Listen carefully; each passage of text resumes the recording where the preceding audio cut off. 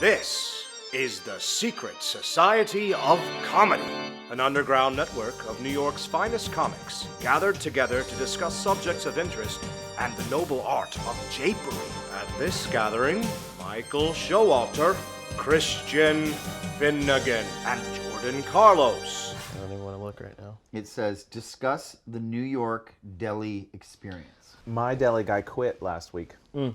Well, About 2 weeks ago. You're a deli guy? What do you order when you go to your deli? I order the Alaskan king crab.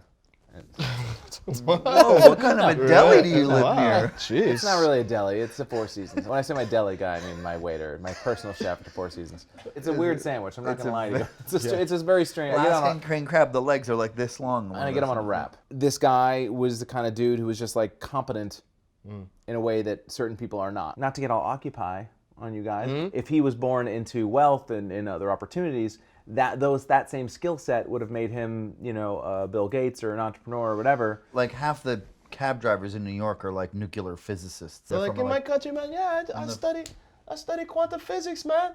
Yeah. But the credits don't transfer. Right, Exactly. exactly. I can't. Obviously, I know it's all white guilt and whatnot in my case. Go on. But not even white guilt is sort of a catch-all term for It's a class guilt. thing. It's a Yeah, class I thing, understand. And I like to think I have some class. it's very classy. You're like Saturday, no class. Think about it. You son of a bitch. There's no class. Wait, what? I don't get it. 9 weeks from now, I'll be oh, like, when I least screw expect it. you, Showalter. Will you do it in that voice? Yeah, exactly. That's exactly. Then I'll know it was you, though. Pop out of a sugar bowl. A sugar bowl. I don't know. Shrink myself down to size. You get really small. And then... I'm never going to open a sugar bowl again and not be wondering if you might be lurking inside it. Is today the day? Uh-oh. How would you deal with a fellow comic's meteoric rise to fame? I mean, I think comedians famously are really supportive and excited for everybody.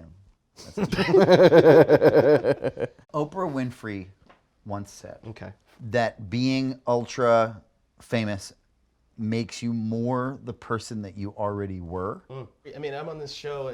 I never thought it would be like a good or a hit show. This show called Guy Code on MTV2, but it's for some reason it's the biggest show. That's on now? That's on now. But when you go out on the street, people come up to you, and I have to be like Rudyard Kipling said, never lose the common touch. Be a king, but walk among. I think that it says a lot about who I am and who you are that I quoted Oprah and you quoted Rudyard Kipling. How do you handle waiters with big egos? I was at a restaurant last night. I ordered the entree, the final act of your meal, no, except for dessert, the main act. She goes, that won't be enough. Whoa. Enough for what? Whoa. What are you talking about? She was mad at me. How do you know that she was mad at you? She was upset. She's like, that's not gonna be enough. That's how she said it. It becomes the Outback Steakhouse, Well, they just this They have idea that terrible we service have our there. own. Well, it's no rules, just right. I have waited so long for Anarchy. steak there. When I go to Delmonico's, that never happens. Well, we're not all on Dude Wars or whatever. It's We can't all be on Dude, we can't all be on Dude I Wars. would totally watch Dude Wars.